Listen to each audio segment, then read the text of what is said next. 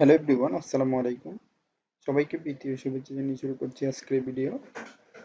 আজকে আমি দেখাবো আপনাদেরকে কিভাবে আপনারা কোনো একটা ফ্যাক্টরির সেলস রিপোর্ট একটা ট্র্যাক করার মাধ্যমে বের করবেন। তো আমি এখানে দিয়েছি নেম, তারপর দিয়েছি জোন, দেন দিয়েছি সেলস।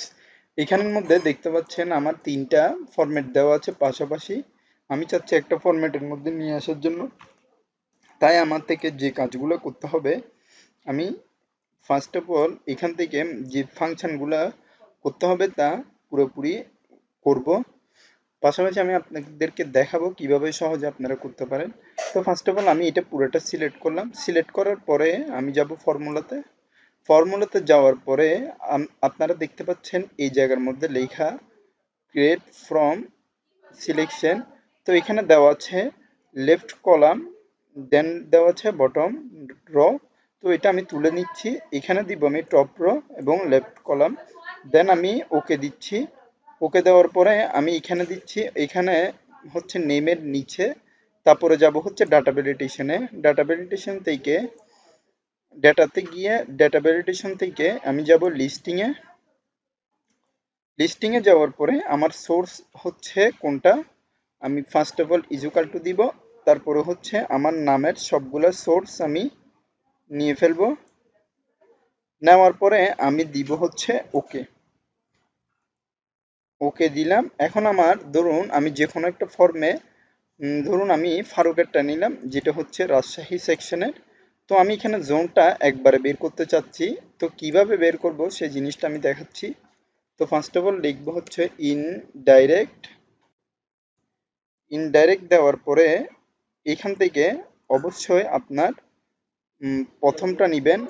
প্রথমটা নেওয়ার পরে আপনি দিবেন ব্র্যাকেট ক্লোজ, দেন স্পেস দিবেন। স্পেস দেওয়ার পরে আবার লিখবেন ইন ডাইরেক্ট দিবেন। স্পেস অবশ্যই দিবেন, না হলে কিন্তু আসবে না। তো এখান থেকে আপনি দিবেন জোন, দেন ব্র্যাকেট ক্লোজ, এন্টার। তো এখানে দেখতে পাচ্ছেন চলে এসেছে যে ফারুকের যে সেকশনটা রয়েছে সেটা রাজশাহীর মধ্যে। এবার আসবো আমি সেলসে। তো এখানেও আমি লিখবো ইন ডাইরেক্ট দিব, দেন ফার্স্ট ব্র্যাকেট। এখানে আমি নামের যে রেফারটা আছে ওইটা দিব, তারপরে ব্র্যাকেট ক্লোজ। দেন আমি এইখানে যেহেতু সেলস চাচ্ছি, তাই আমি স্পেস দিয়ে আবার লিখব ইনডাইরেক্ট, দেন ফার্স্ট ব্র্যাকেট। এখান থেকে আমি দিব সেলস, দেন ব্র্যাকেট ক্লোজ, এন্টার।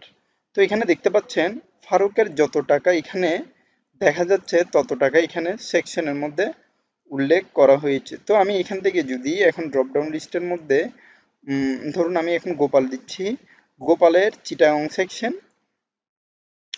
দেন আপনার সেলস রয়েছে 65,000। তো আবার যদি ধরুন আমি গোপালের পরে রাজুতে দিই, রাজু ঢাকা, তারপর 84,000। এখানে লেখা আছে ঢাকা 84,000।